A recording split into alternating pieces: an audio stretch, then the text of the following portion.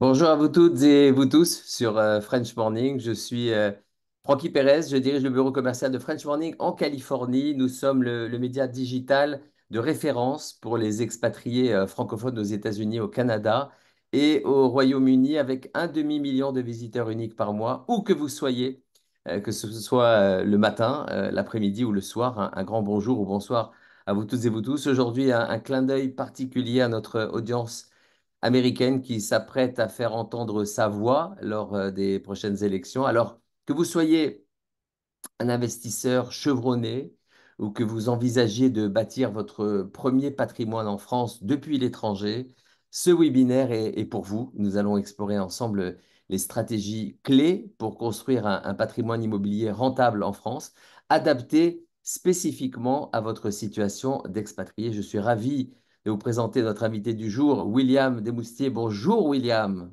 Bonjour Francky. Fondateur d'Expatimo, William nous fait l'honneur de partager son expérience aujourd'hui en matière d'investissement immobilier pour les expatriés. Il va nous expliquer de manière extrêmement claire pourquoi cette rentrée marque un véritable tournant pour le marché de l'immobilier locatif en France. Il y a, et il nous le confirmera, un regain d'activité grâce notamment à la réouverture des crédits bancaires, une opportunité que de nombreux expatriés saisissent avec enthousiasme au programme de ce webinaire. Un panorama des meilleures opportunités d'investissement, les pièges à éviter, un éclairage précieux sur les conditions de crédit en France pour les expatriés et bien sûr les enjeux pour 2025.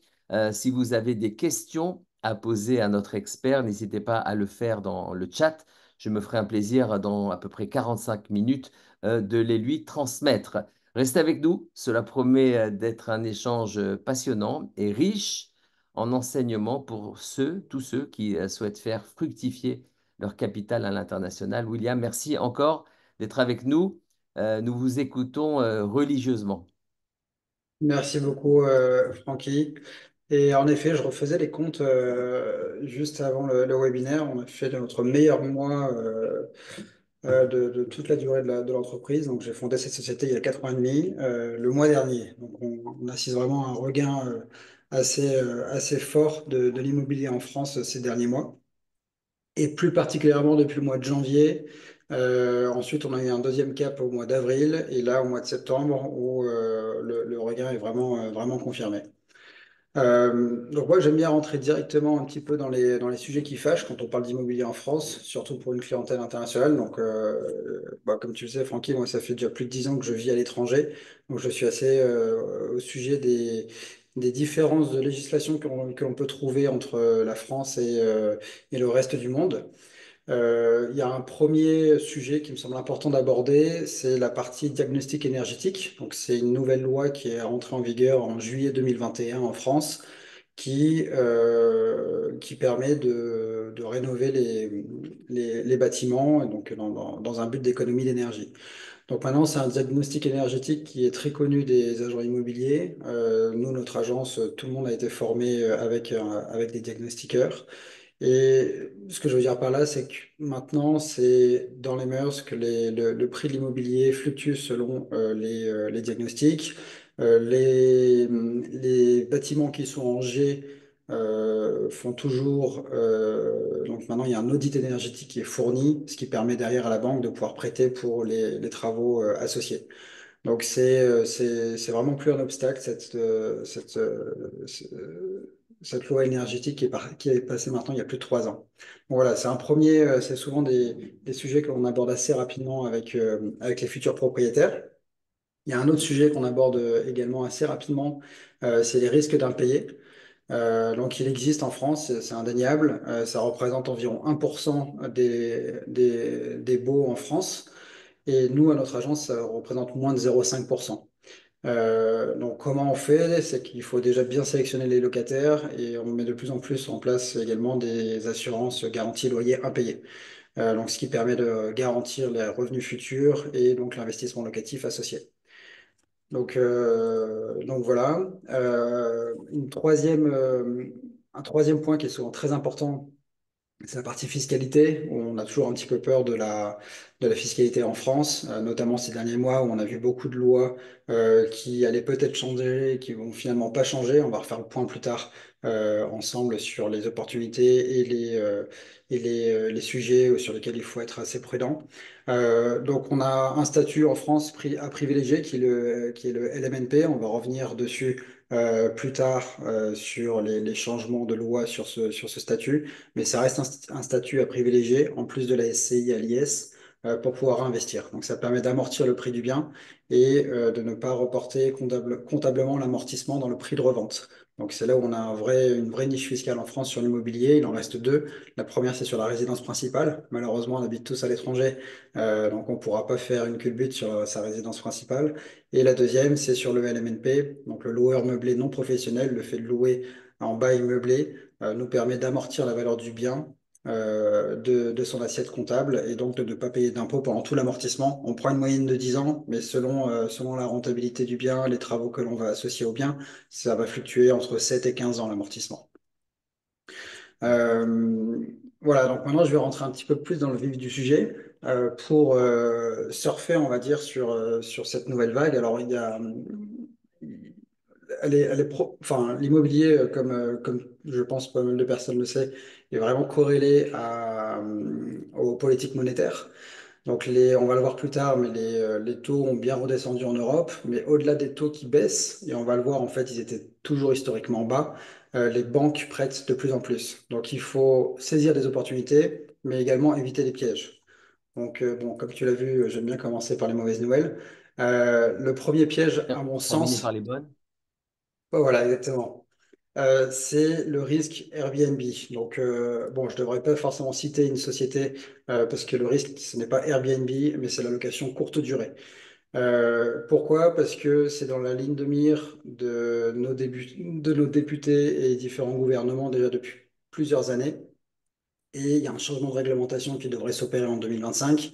C'est-à-dire que le statut LMNP, qui est tant aimé des différents propriétaires, ne devrait plus s'appliquer sur la location courte durée. Donc là, il y a un vrai risque. Alors là, après, la loi n'est pas encore votée. Donc c'est-à-dire que pour revenir un peu sur cette loi LMNP, elle devait être en grande partie abrogée pour tous les types de location. Et finalement, c'est limité uniquement à la location courte durée.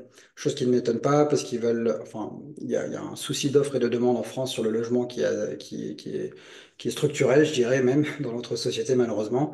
Donc, ils gardent le fait de privilégier les locations longue durée et pénaliser les locations courte durée. On n'est pas là pour juger si c'est bien ou mal, c'est la réalité des affaires courantes qui se passent en France actuellement et il faut savoir éviter ces pièges. Et on voit de plus en plus arriver, depuis le mois de septembre notamment, des biens qui arrivent sur le marché à la vente, donc des appartements, des immeubles, qui sont entièrement loués en location courte durée, avec sur le papier une très belle rentabilité. Mais il faut savoir qu'il y a un risque très important en face de ne plus pouvoir profiter de cette rentabilité, notamment sur le risque fiscal dont je viens de parler. Et il y a un deuxième risque qui n'est pas non plus à négliger, c'est le risque légal de chaque commune qui adapte sa loi location courte durée, un peu selon ce qu'elle veut faire. C'est-à-dire que Paris, c'est 120 jours maximum uniquement sur sa résidence principale. Marseille, jusqu'à présent, on avait le droit de louer un bien, même si c'est une résidence secondaire toute l'année, mais un seul bien par foyer fiscal. Maintenant, ils pensent à supprimer à Marseille le fait de pouvoir louer une résidence secondaire, mais ça serait uniquement une résidence principale. Donc, on est dans un marché très mouvant en termes de fiscalité, notamment sur la partie location courte durée. Donc ça, c'est vraiment un piège en tout cas à éviter. Quand avant, on pouvait se contenter par exemple de 10% de rentabilité sur Nice en location courte durée, à mon sens, ce n'est plus assez bien payé parce que le risque légal et fiscal est non négligeable. Donc ça, c'est un premier piège. Un deuxième piège que je vois régulièrement, c'est de se tromper sur la nature de l'investissement. C'est-à-dire que si on fait un investissement locatif, par définition, c'est pour le louer. J'ai beaucoup de clients qui viennent avec un double projet et souvent on veut toujours le beurre et l'argent du beurre, c'est-à-dire un bel appartement sur la côte que l'on va pouvoir louer toute l'année, le louer en Airbnb l'été et bien sûr en profiter 3 semaines alors que et bien sûr et le tout doit être rentable, autofinancé. C'est pas des projets qui existent malheureusement parce que en fait quand on investit pour une résidence secondaire ou du locatif, on n'a pas forcément les mêmes attentes. Donc c'est compliqué donc mieux vaut parfois avoir un bon investissement locatif dans une ville qui est peut-être plus rentable pour ensuite aller se louer son appartement 2, 3 semaines sur la côte comme on le souhaite, plutôt que d'essayer de vouloir tout faire. C'est souvent un piège que je vois parce que ça crée aussi un biais de décision et souvent ce sont des projets qui n'avancent pas. Voilà. Ensuite, j'avais en tête et je voulais vous partager la politique locale. Alors vous allez voir que là, on sera dans les pièges, mais aussi dans les opportunités.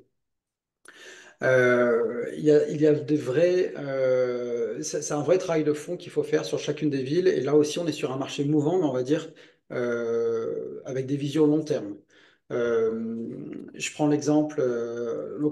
Ce que je veux dire par là, c'est qu'il faut, quand on décide d'investir dans l'immobilier dans une ville, donc c'est bien de regarder le marché global, le marché de la France, le marché fiscal, le marché bancaire, etc. On va revenir d'ailleurs sur le marché bancaire plus tard, mais aussi de bien comprendre le marché local et où va la ville. Malheureusement, on a vu depuis quelques années des villes dont les mairies tournaient plus vers l'idéologie politique que vers une politique économique de prospérité pour la ville.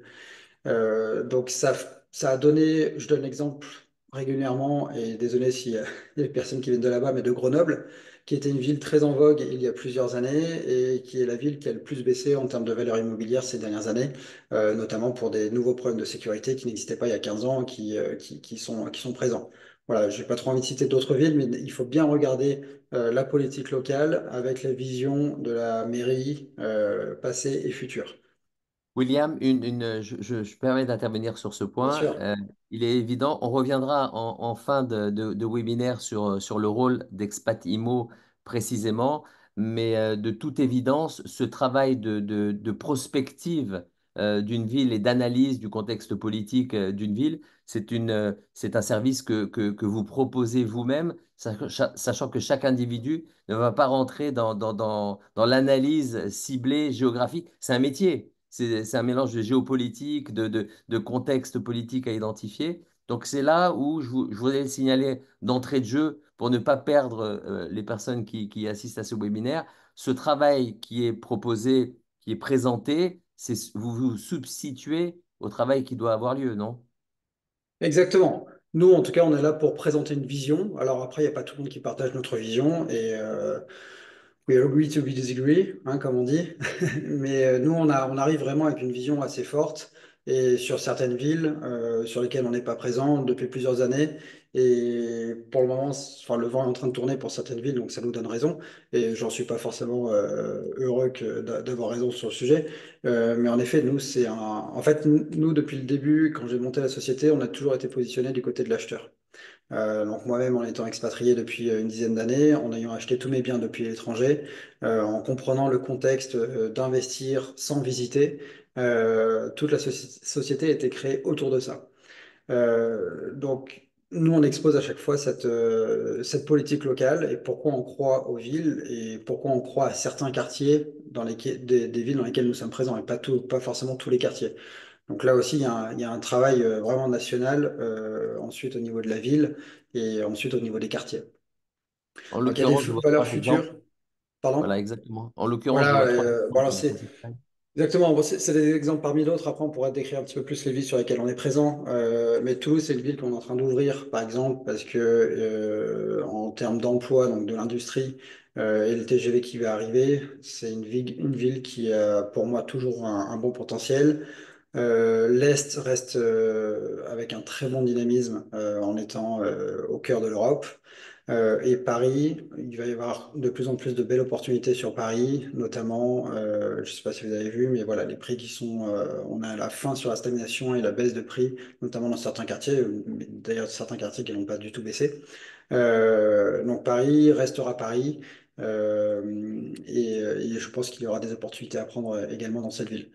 On reverra ensuite toute la carte ensemble. Mais ce que je veux dire, voilà, sur la politique locale, il y a des pièges à éviter et aussi des opportunités à saisir. Une autre opportunité à saisir, c'est le crédit.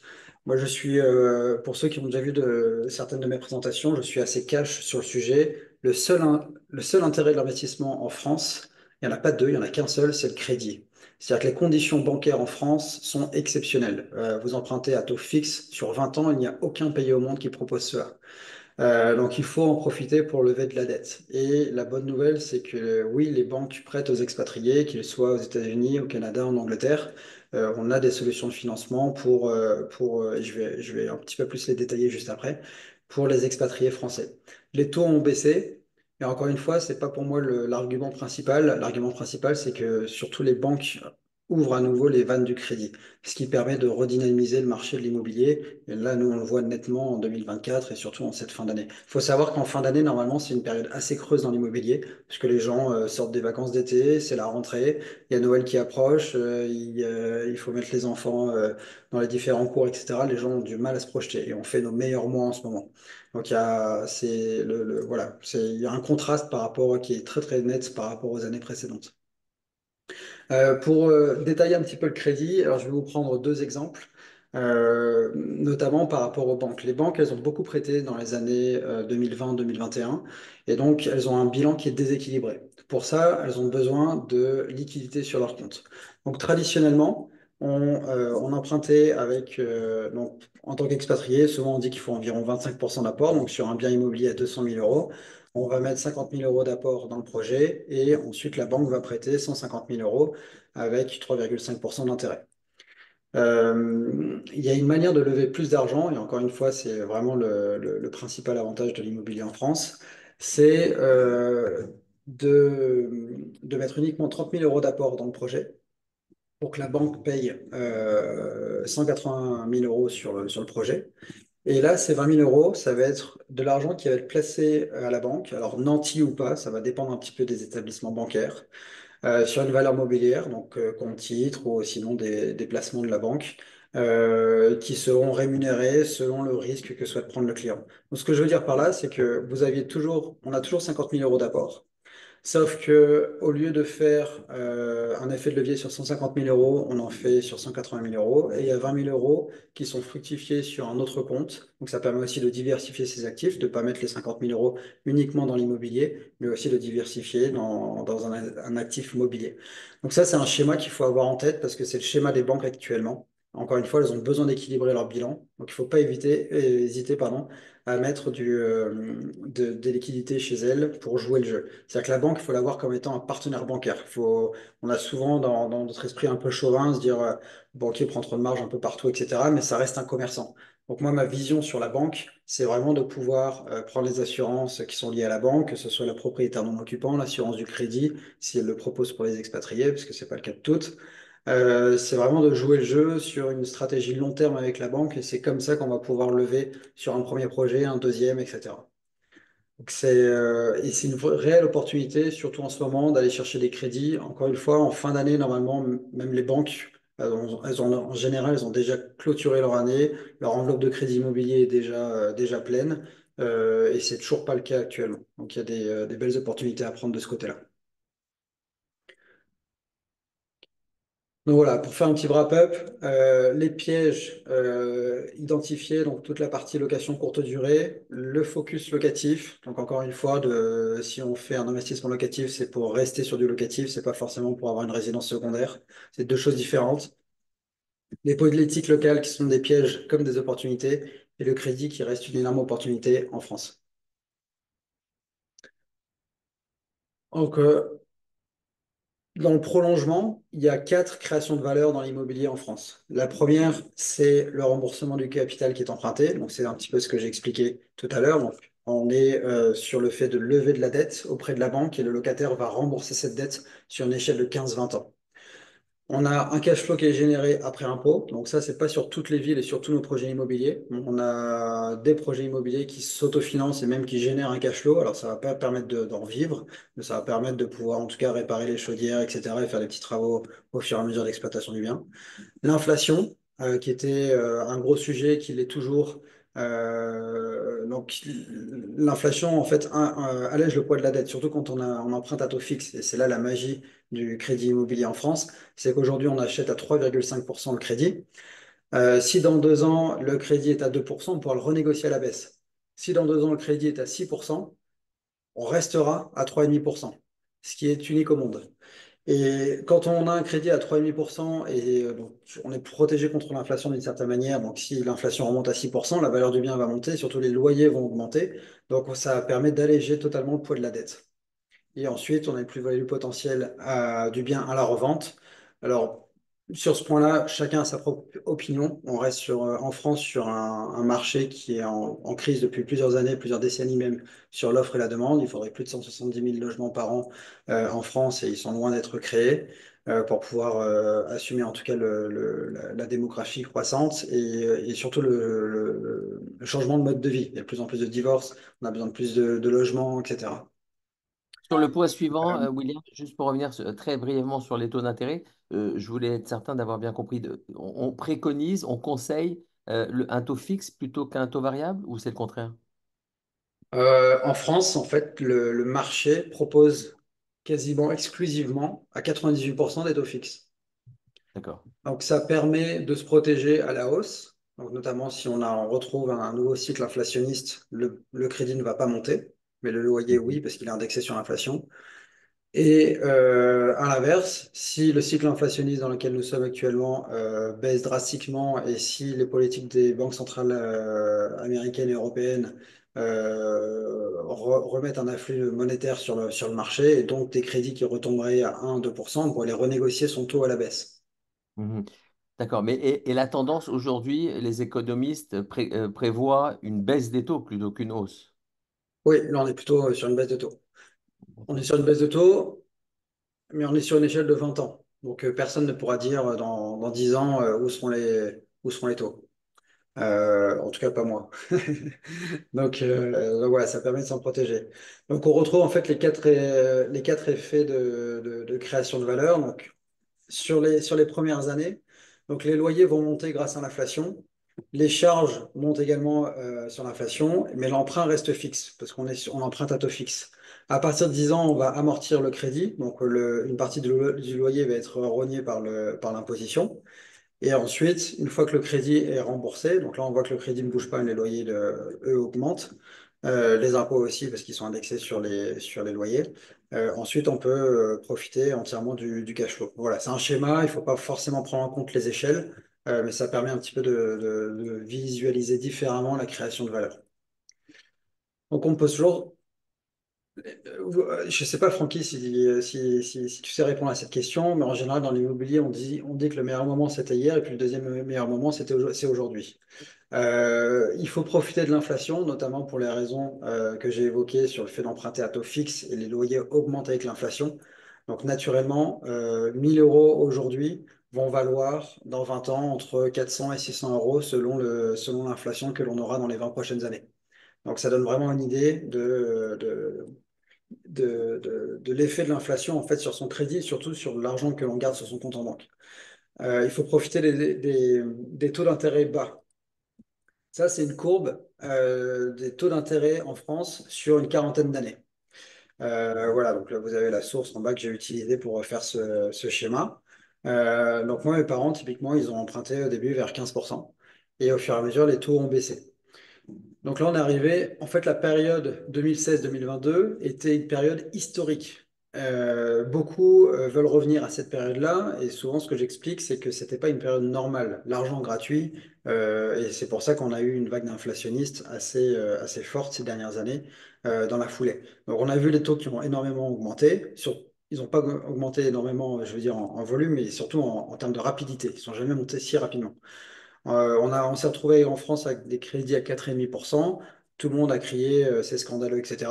Mais c'est des taux qui sont inférieurs au final au niveau que l'on avait en 2007, par exemple. Et donc là, les taux rebaissent et selon les différentes sources, on s'attend en Europe, en tout cas sur les crédits immobiliers, à des taux qui seront autour de 3% entre janvier et avril 2025. Aujourd'hui, on est environ à 3,5. J'ai un client qui a emprunté à 3,2, mais c'est vraiment c'est pas la norme hein, pour le moment. Donc voilà un petit peu pour remettre en perspective les taux d'intérêt qui sont toujours très bas. Il faut profiter également des opportunités d'achat parce que le marché de l'immobilier est tellement corrélé à la politique bancaire et notamment parce que les banques en fait envoient l'afflux monétaire via en tout cas en France, via le crédit immobilier notamment. Donc ça va permettre d'acheter de l'immobilier, faire des travaux, etc. Donc on était sur un marché qui était assez restreint en termes de transactions, et encore, on était quand même à 800 000 transactions, ce qui reste 2 fois plus haut qu'en 2008-2009 pendant la dernière crise. Et donc, il y a des opportunités d'achat, notamment, je pense à Paris, ou des villes qui ont plus baissé que d'autres. Voilà. Donc, ça, c'est un point qui me semble important. Ensuite, on est sur une mission sociale, mine de rien, quand on achète. Le fait notamment de faire enfin, de la rénovation énergétique dans les bâtiments et de créer du logement. Parce qu'on va souvent acheter des appartements qui n'étaient plus forcément habités, etc. On va les retaper, on va les isoler et on va mettre des locataires dedans. Donc on crée du logement sur du bâti. Voilà, donc ça reste au final assez stable à la baisse. On a pu le voir ces dernières années, avec un beau potentiel à la hausse sur l'immobilier en France, notamment grâce au crédit immobilier. Encore une fois, je pense l'avoir répété assez, mais c'est vraiment pour moi le seul avantage de l'immobilier en France. Donc voilà, donc, c'est dans ce contexte que j'ai créé Expatimo il y a 4 ans et demi. On est une quinzaine de salariés maintenant, tous basés en France. Et en fait, on délivre un service de transaction. Donc en fait, la transaction, on va sourcer le bien. On est toujours placé du côté acheteur. On fait signer des mandats de recherche et on va sourcer les biens pour nos clients dans les différentes villes que je vais présenter juste après. On va gérer les travaux. Donc, on a une architecture d'intérieur, par exemple, chez nous, salariés. On a un gestionnaire de travaux dans chacune des villes pour ensuite délivrer ceci. Et enfin, donc, toute la partie travaux, rénovation et aussi ameublement, décoration. Et on a une agence de gestion locative. On gère maintenant à peu près 250 lots répartis sur le territoire français. Donc voilà, là aussi avec des équipements propres pour délivrer tout ça. La seule chose que l'on ne voit pas ici, et pourtant je parle beaucoup, c'est le crédit bancaire. Alors nous ne sommes pas courtiers en crédit, on n'est pas broker, mais on a des relations dans des courtiers ou des banques spécialisées expatriées qui peuvent vous accompagner. Et on voit plusieurs fois par semaine défiler des nouvelles propositions bancaires, donc on est assez alerte sur le sujet. Voilà, écoute Francky, maintenant une information importante, donc c'est les villes. Alors, ça, ce sont les villes dans lesquelles nous sommes présents. C'est pas forcément les villes où il faut absolument investir. Enfin, après, chacun a sa conviction et moi, je suis pas là pour forcer, enfin, forcer la main, entre guillemets. Il y a des villes dans lesquelles on aimerait être présent, mais on n'est pas forcément parce qu'on n'a pas les bons réseaux, etc. Donc historiquement, nous on est présent à Mulhouse, parce que c'est la ville de 100 000 habitants la plus rentable de France, frontalier avec Bâle. Et c'est notamment dans les opportunités dont je parlais avec la connexion vers l'Est. Chose qui se confirme parce qu'on a Microsoft qui arrive avec une usine AI d'ici 5 ans. On a Bolloré qui va installer aussi une usine de batterie avec 1500 employés. Après, on était allé à Montpellier. C'est la ville française avec le plus d'étudiants en termes de ratio sur la population. Ensuite, j'ai racheté une société à Marseille qui faisait la même chose que nous, donc on est très présent. On fait plusieurs transactions par mois sur Marseille également. Moi, je suis de Nice, donc on est aussi présent sur la Côte d'Azur, entre Nice et Cannes. Et on a ouvert il y a 2 ans maintenant dans le Nord. Donc le Nord, c'est une région qui est très intéressante parce qu'on est à moins d'une heure de 3 capitales, Bruxelles, Paris et Londres. Et donc, on a une tension locative assez incroyable et surtout, on est capable de délivrer différents types d'offres dans le nord, à Lille, très patrimonial avec peu de rentabilité, Roubaix, Tourcoing avec plus de rentabilité, mais tout en gardant une belle tension locative. Et Paris, bien sûr, l'incontournable, tout le monde achète à Paris, les Parisiens, les provinciaux, les étrangers, ce qui donne un marché qui est très dynamique. Voilà, quand il a fallu faire un choix avec les villes patrimoniales, notamment contre Lyon, c'est vrai qu'à Paris, le marché est assez dynamique. Donc Et voilà un pour, peu. William, pour avoir pour donner à l'audience French Morning une petite longueur d'avance, est-ce que, on peut avoir une indiscrétion sur les villes futures auxquelles Expatimo prête une attention très particulière pour 2025, voire 2026? Ouais, bien sûr, bah, Toulouse. C'est vrai que là, j'ai pas parlé, mais ça fait partie. Ça va être le focus pour 2025. Il y a des belles opportunités, je pense, à prendre là-bas. Euh, et en toute transparence, personnellement, alors, ça, enfin, nous, on fait investir que dans des villes de plus de 100 000 habitants. Donc on peut toujours trouver et argumenter sur des villes comme Niort ou sur... mais si on reste sur des grosses villes, on va très peu à l'ouest. J'ai pas beaucoup de conviction. Alors c'est pas sur l'ouest de manière générale, mais sur Nantes et Rennes qui sont un peu sur le déclin de mon point de vue. On va se Bordeaux faire des amis. malheureusement. Ouais, voilà, oui, c'est toujours délicat d'en parler. Voilà, c'est des convictions, on va dire, assez personnelles, donc j'ai pas forcément. On peut en discuter peut-être plus en privé, mais j'ai aussi beaucoup d'a priori sur Bordeaux qui a énormément monté. La hype est un peu passée, il y a Toulouse qui va arriver derrière. Voilà, ça fait partie pour moi des mairies qui tournent un peu à l'idéologie plus qu'à la vraie politique. Donc voilà, nous on a déjà un bon portefeuille. On n'a pas pour objectif d'avoir énormément de villes, en tout cas de couvrir forcément tout le territoire. Je pense qu'en Savoie, vers Annemasse, etc., il y a des choses à faire. Dans tout le bassin genevois, il y a il y a des opportunités toujours à saisir pour le coup. Donc voilà, je sais pas si je réponds à tes attentes par rapport à ça. Et personnellement, j'ai du mal aussi avec les villes qui sont en bout de ligne. Voilà, même si Rouen, Le Havre, ça semble bien. Brest aussi, il y a eu beaucoup de hype sur Brest ces dernières années. Mais les villes moi j'aime bien les villes de passage pour l'investissement, parce qu'il y aura toujours du commerce qui passera par ces villes-là. Et dans le sud, après, ça va notamment sur la Méditerranée. Voilà un peu mes convictions qui restent personnelles, assumées, et au plaisir d'en débattre, hein. J'ai rien contre les Nantais. Mais en attendant, les chiffres parlent d'eux-mêmes puisque Expatimo a connu une croissance inégalée ces derniers mois, à savoir que les prévisions qui ont été faites se sont avérées plutôt justes. Oui, oui, en tout cas, sur les villes dans lesquelles on a fait investir nos clients, je prends l'exemple de Marseille qui n'a pas baissé. Mulhouse très peu et on voit avec l'arrivée des industriels que c'était un bon pari. Montpellier n'a pas baissé non plus. Toulouse, non plus, ça fait partie des villes aussi qui vont avoir, je pense, la cote. En fait, si on réplique un peu le schéma notamment de Bordeaux sur l'arrivée du TGV, il y a toujours une petite hype quand c'est annoncé. Ensuite, tout le monde l'oublie pendant 10 ans et dans 10 ans, tout le monde va se réveiller. Ah bah oui, il faut acheter à Toulouse, il y a le TGV qui arrive dans 2 ans. Donc je pense qu'il va y avoir des patrimoines à construire dans la région. Et voilà, donc ça c'est nos Magnifique, merci coordonnées. pour cette belle présentation extrêmement claire.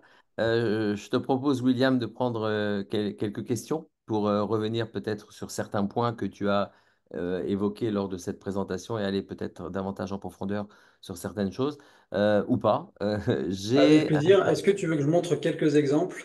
oui, on prend quelques questions, on montre quelques Ouais, très exemples, bien. on revient en Faisons question, ça ça. va donner du rythme et de la dynamique. On a un témoignage et une question d'une personne qui nous écrit: J'ai fermé mon compte bancaire en France à cause de FATCA. FATCA, on rappelle, c'est le Foreign Act Tax Compliance Act, si ma mémoire est bonne. Est-ce que je peux avoir un prêt français sans y avoir un compte bancaire?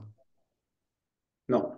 Non, C'est clair. malheureusement. Alors, non, non, c'est clair, non. Alors sinon, il y a des banques françaises en Suisse, mais bon, c'est souvent plutôt pour les résidents français en Suisse qui ont accès à ce type de crédit pour emprunter sur le marché français. Mais non, clairement, il faut rouvrir un compte en France. On n'a guère le choix sur le sujet. Parce qu'en fait, la banque va vouloir, bien sûr, prélever l'argent pour le prêt, mais surtout s'assurer que les loyers arrivent bien sur le compte et avoir une visibilité sur les entrées et les sorties.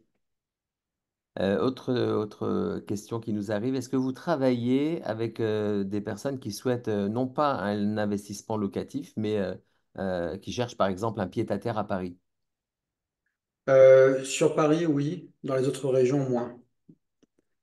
Pourquoi? Parce qu'en fait, sur Paris, on est capable enfin, on est un peu sur le même terrain de jeu pour du locatif comme pour du résidentiel, alors que en province, notamment dans le sud, un T2 à Marseille, ça sera pas la même chose qu'une maison entre Aix et Marseille. Et donc, on n'aura pas forcément le bon réseau. Donc, c'est pour ça que je reste précis sur Paris. Oui, on peut faire de la résidence secondaire ou un pied-à-terre.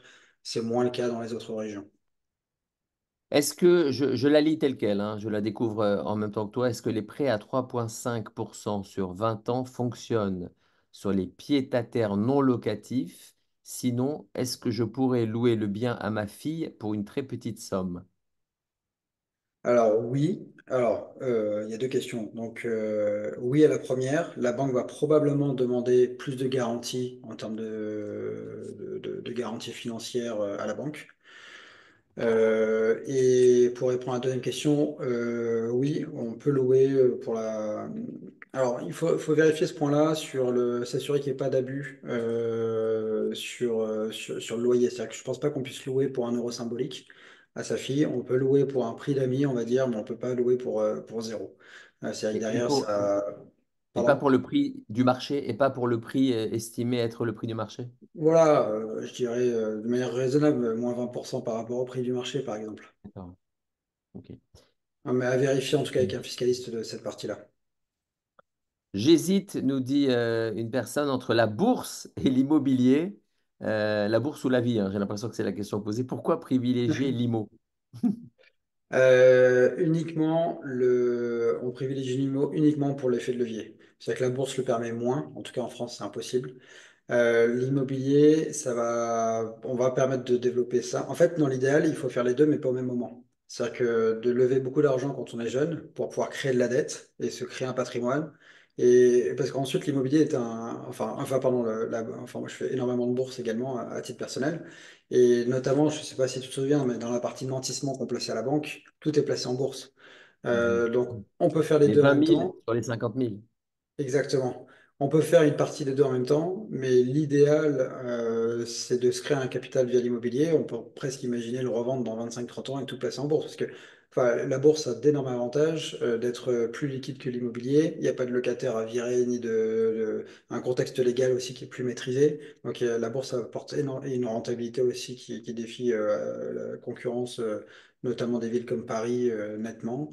On est capable, nous, je pense, enfin, nous, on est capable de délivrer des TRI entre 8 et 13% sur 10 ans, avec 20% de revalorisation du patrimoine à 10 ans, donc ce qui reste plutôt conservateur dans des villes que j'ai citées. Donc, on est capable, d'une certaine manière, en pur rendement, de concurrencer la bourse, même d'être au-dessus. Mais en Avec un revanche, en termes facteur de risque bien tranquillité, moindre. pardon? Avec un facteur risque bien moindre. Oui, ça, chacun mettra son facteur risque. Enfin, sur une échelle de 10-15 ans, la bourse est au final assez peu risquée. Donc, enfin voilà, tu l'as compris, moi j'ai Mhm. une vision assez, surtout de ne pas opposer les investissements et au contraire d'essayer de jouer sur les deux tableaux. Est-ce que je pourrais résumer ou pas l'IMO avant la bourse ou l'IMO en parallèle avec la bourse? Et En plutôt que parallèle et privilégier avant uniquement surtout, ouais.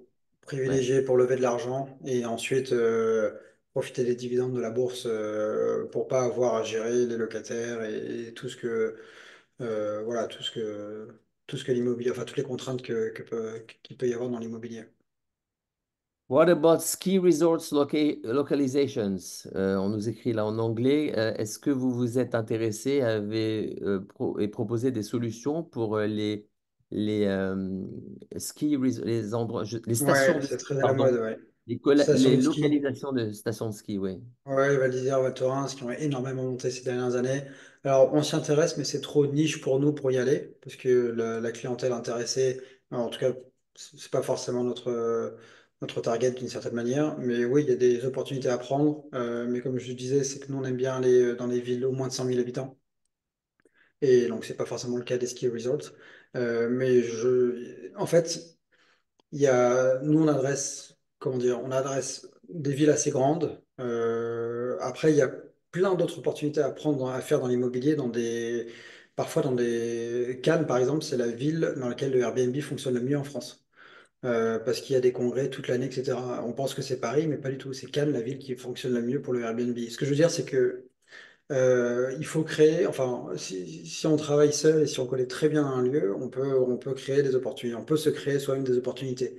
À l'échelle d'une entreprise comme la mienne, c'est pas forcément scalable, donc on peut pas forcément le proposer.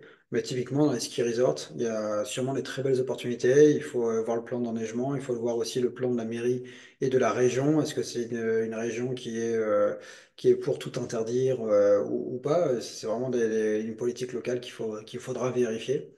Voilà.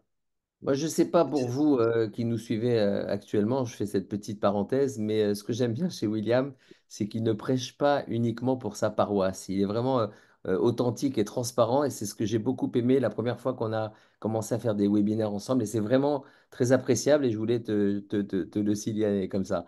Bonjour, les Merci. banques françaises prêtent-elles aussi aux expatriés qui ont un contrat de travail américain et donc un salaire américain? Oui, bien sûr. Nous, tous nous, enfin pas tous, mais on a très très peu de clients qui ont un contrat d'expatrié français, on va dire à l'ancienne. Oui, oui.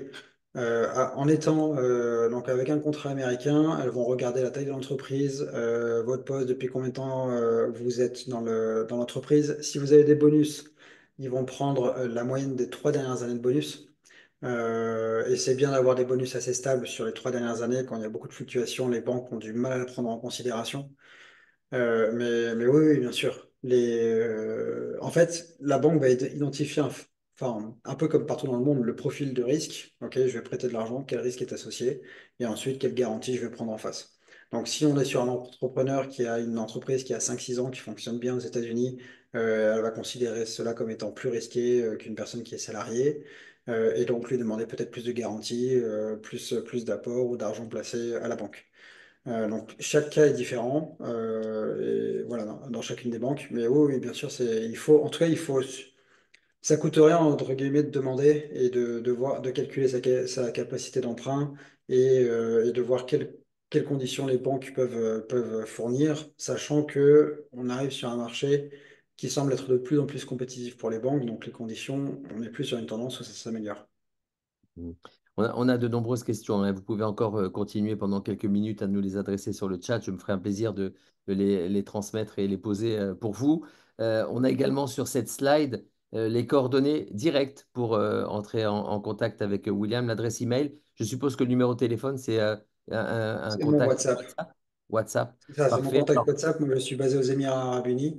Donc voilà, on a un peu de décalage, mais aussi, on a aussi des équipes en France pour vous aider voilà, si le décalage, notamment avec la costo, est un peu trop grand, voilà. Mais ça, c'est mes coordonnées directes. Alors, la question suivante, justement, soit il serait judicieux de la poser en direct à William, mais je vais quand même la poser ici. Quelles sont les banques spéciales expat que vous conseillez? Alors, de manière générale, toutes, sauf, et j'ai rien contre eux, et sincèrement, c'est le groupe Société Générale, ça fait partie, alors sauf si vous êtes très très bon client à la Société Générale, leur guidelines groupe est de ne pas s'occuper des clients, de la clientèle expatriée. Sinon, techniquement, toutes les banques prêtent. Les banques privées ont une certaine appétence pour les expatriés. Et notamment, il y a beaucoup de banques privées en fait, qui proposent un deal. Si par exemple on place 300 000 euros de liquidité chez elles, derrière elle débloque automatiquement une ligne de crédit d'1 million d'euros qui financera 100% de la valeur du bien, d'un ou plusieurs biens. Donc on a beaucoup de clients qui prennent cette solution, c'est ce qui est le plus simple. Ça permet de placer 300 000 euros sur des valeurs mobilières et ensuite de pouvoir lever de la dette de manière assez conséquente. Donc Alors ça, techniquement, toutes les banques. par Ouais. rapport à la question qui était posée précédemment entre l'immobilier et la bourse, c'est une solution finalement idéale puisque ce capital de 300 000 euros est placé en valeur mobilière de placement avec le financement à 100% du bien immobilier par la banque. Exactement. Et ça permet vraiment de. Et en fait, techniquement, on lève beaucoup plus que 30% parce qu'on est sur une échelle d'1,3 million et on va placer uniquement 300 000 euros et lever 1 million.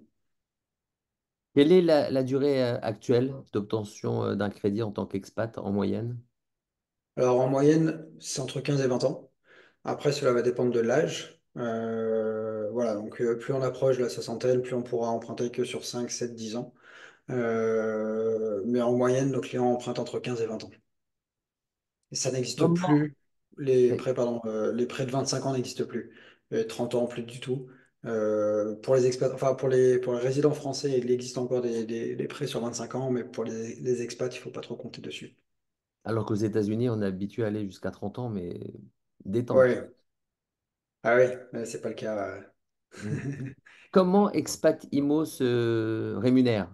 C'est quoi les Allez, tarifs en très fait? bonne question. Alors nous, on se réunit uniquement sur la partie acheteuse. C'est très important parce qu'on n'a aucun conflit d'intérêt avec que ce soit le vendeur, s'il y a une agence.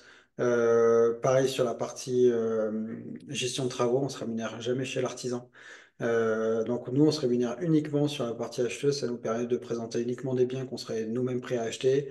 On ne présente pas un bien plus qu'un autre parce que derrière, on a une rétrocommission, etc.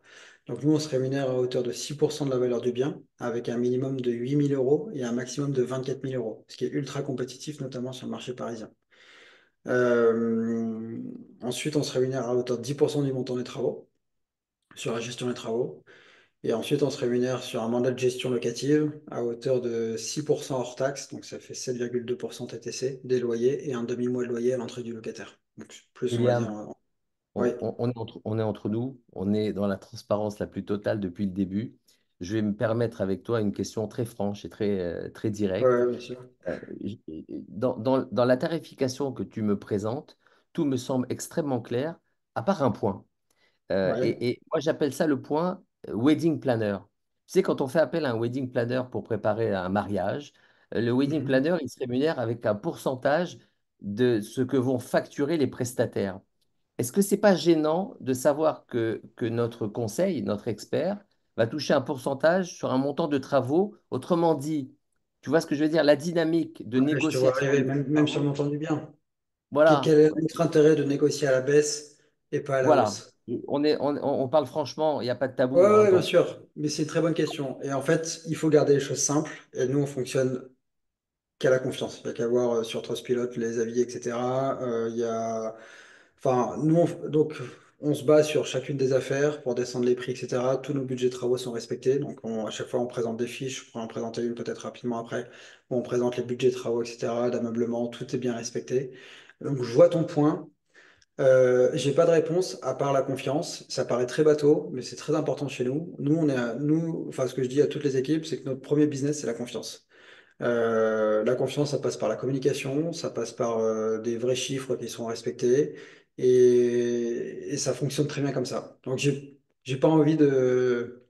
C'est pas que j'ai pas envie de le prouver, c'est que ça se prouve en fait par le travail qu'on fait avec nos clients.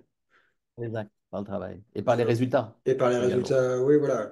On est jugé par nos clients. Et de toute façon, si on ne va pas dans l'intérêt de nos clients, on ne pourrait plus exister depuis 4 ans et demi, on ne serait pas recommandé comme on l'est, etc. Donc Et c'est. c'est pour ça que je me suis permis de poser la question et qu'on prendra un exemple tout à l'heure dans quelques minutes pour illustrer ces propos.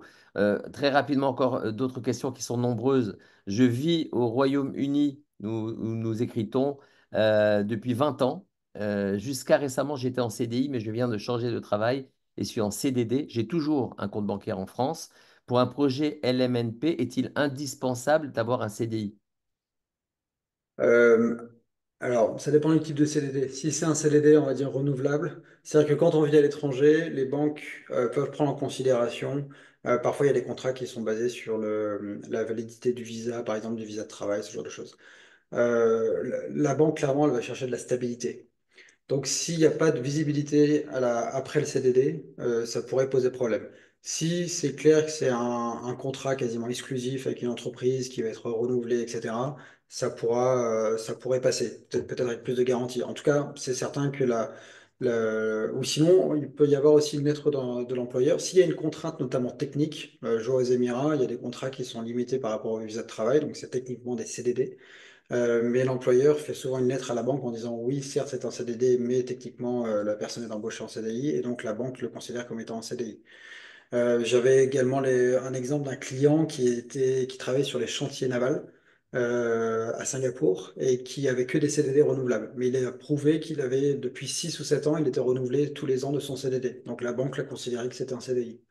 Voilà, il faut un peu jouer, mais clairement, il faut vendre la stabilité aux banques. Guillaume Roum nous pose la question suivante. Ma banque actuelle, et il la cite, hein, la Caisse d'épargne, m'indique que leurs nouvelles directives sont de ne pas prêter aux non-résidents fiscaux. Guillaume vit aux US depuis 1 an. Par conséquent, quelle approche me conseillez-vous pour trouver une banque qui prêterait en premier lieu pour un investissement locatif?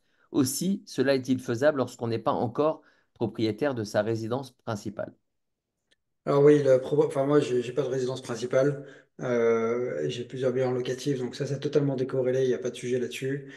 Oui. La caisse d'épargne en fait c'est une caisse régionale, donc peut-être que la région a décidé de ne pas prêter aux non-résidents, mais une autre région le ferait. Le conseil, c'est d'aller toquer aux différentes portes, notamment s'il y a un projet dans une ville en particulier, c'est d'aller toquer aux banques de cette ville. En particulier, si vous allez à Toulouse, rechercher des banques plutôt sur Toulouse, elles seront plus à même à vous prêter. J'ai le cas inverse d'une banque de Brest qui a prêté pour des clients à Marseille, mais ça arrive quasiment jamais. Donc, soit on arrive à créer une vraie, soit on a déjà une vraie relation avec sa banque. Typiquement, on peut très bien avoir une banque localisée à Toulouse, mais avec laquelle on a un relationnel et investir à Mulhouse. Ça pose, enfin, les banques le feront. Si on n'a aucun relationnel avec aucune banque, la solution la plus simple mais payante, c'est le courtage, qui fonctionne très bien. Sinon, je dirais, c'est plutôt d'aller chercher des banques qui sont dans le lieu de l'investissement locatif. On prend trois dernières questions, comme ça on aura le temps de voir un exemple ensemble. William, si tu es d'accord. Est-ce que vous investissez dans le neuf ou l'ancien et pourquoi? Alors, Est-ce nous, que vous on fait que de privilégiez le l'ancien. neuf? Nous, on fait que de l'ancien, on fait pas de neuf. Euh, En fait, moi, je viens de l'ancien et je suis capable uniquement de vendre des produits que je pourrais acheter. J'ai besoin de voir le produit pour l'acheter personnellement. J'arrive pas à Hmm. acheter sur plan. Donc, je me suis jamais vraiment intéressé au neuf. Ce qui est très sympa en ce moment, et c'est peut-être quelque chose que j'aurais dû mettre dans les opportunités, c'est bien, ça va récompenser ceux qui restent jusqu'au bout, c'est d'investir dans ce que j'appelle de l'ancien neuf. C'est des immeubles qui ont été construits dans les années 2010, 2018, 2020, etc. Et par un projet, enfin, il peut y avoir des projets familiaux enfin bref, des problèmes familiaux qui fait qu'on retrouve des projets qui sont quasiment neufs. Donc des PEA, ascenseurs, dernières normes électriques handicapées, tout ce que vous voulez, sécurité, visioconférence, avec une belle décote, parce que c'est des biens qui ont souvent été surpayés et qui arrivent sur le marché de l'ancien, alors qu'ils sont neufs, mais au prix du marché de l'ancien. Et là, il y a des belles opportunités à faire. On n'en fait pas tout le temps, mais on arrive parfois à en trouver pour nos clients. Mais nous, on fait pas de neuf. C'est vraiment un autre métier. C'est d'autres. Voilà, nous, c'est un métier de terrain. Notre métier, c'est d'abord un métier humain. C'est pas pour faire beau que je dis ça, c'est que l'immobilier, en fait, c'est deux projets de vie qui se rencontrent. C'est un projet de vie qui se termine, un décès, un divorce, enfin, ce que vous voulez, et c'est un autre projet de vie en face qui se construit. Donc c'est que de l'humain des deux côtés. Hmm.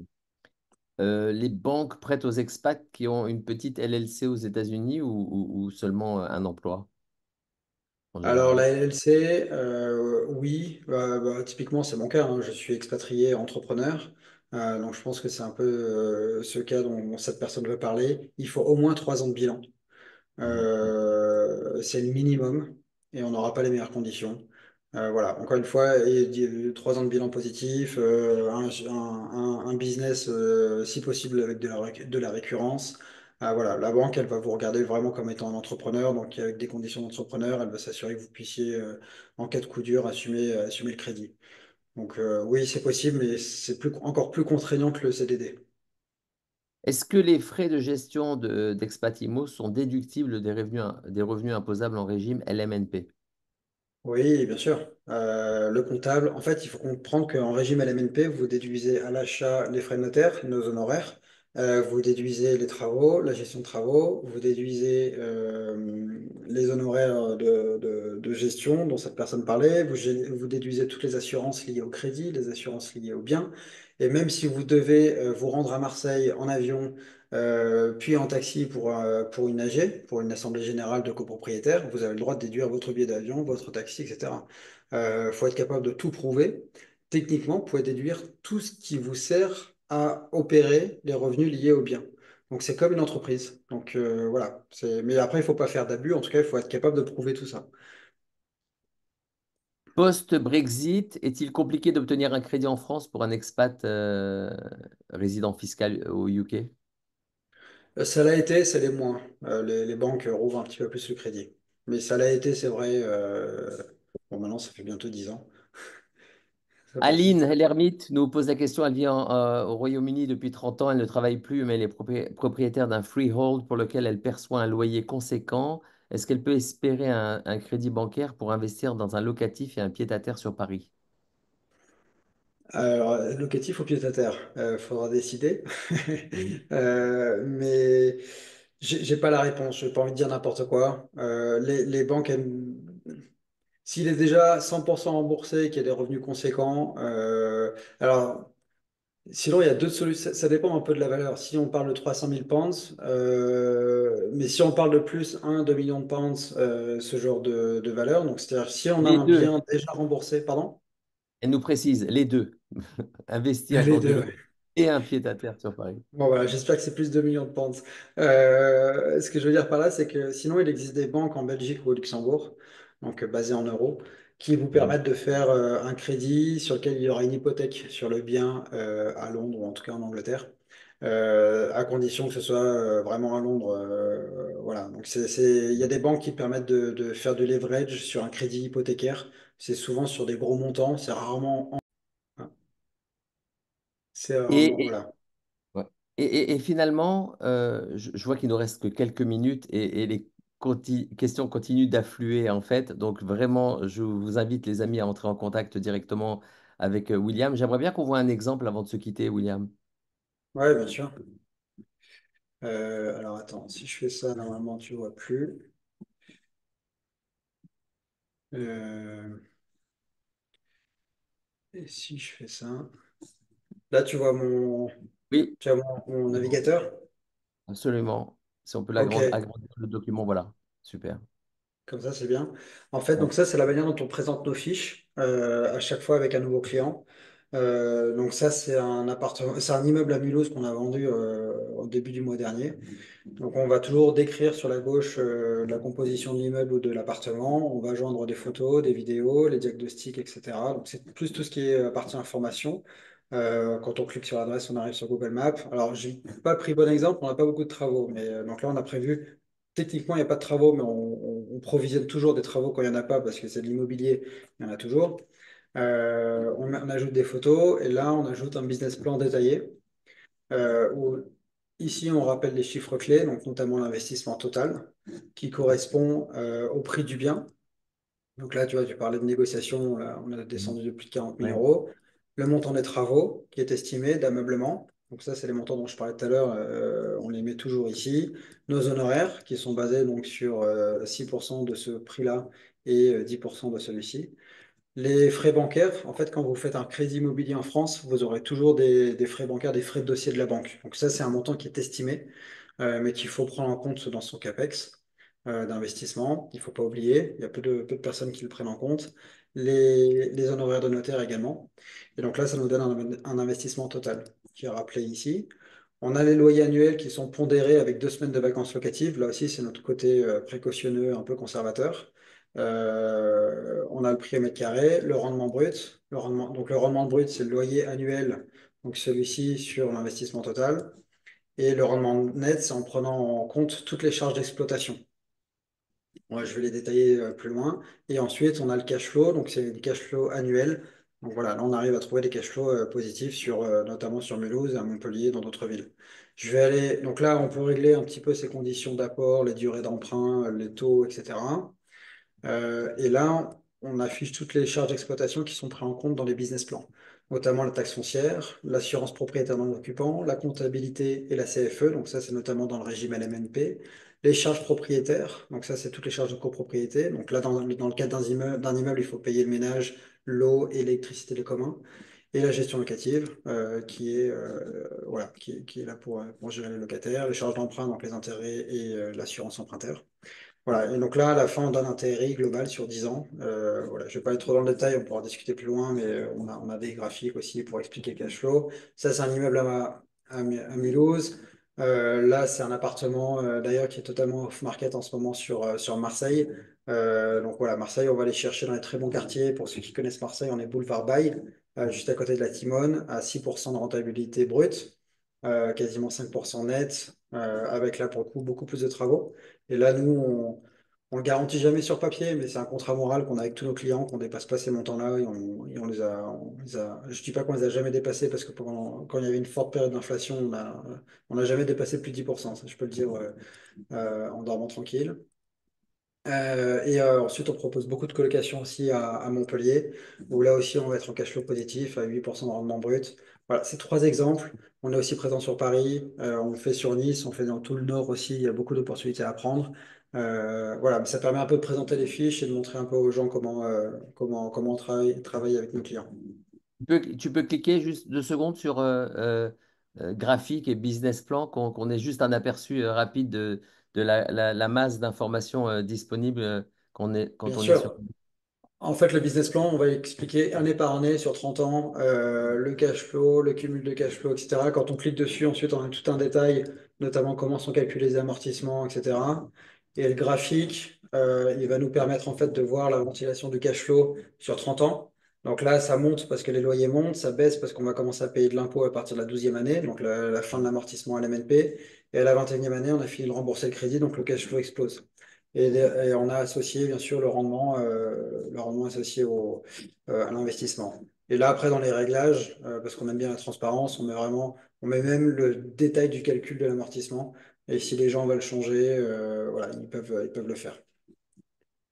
Magnifique. Merci beaucoup, hein. C'est important de voir tous ces outils qui sont mis à la disposition, à votre disposition.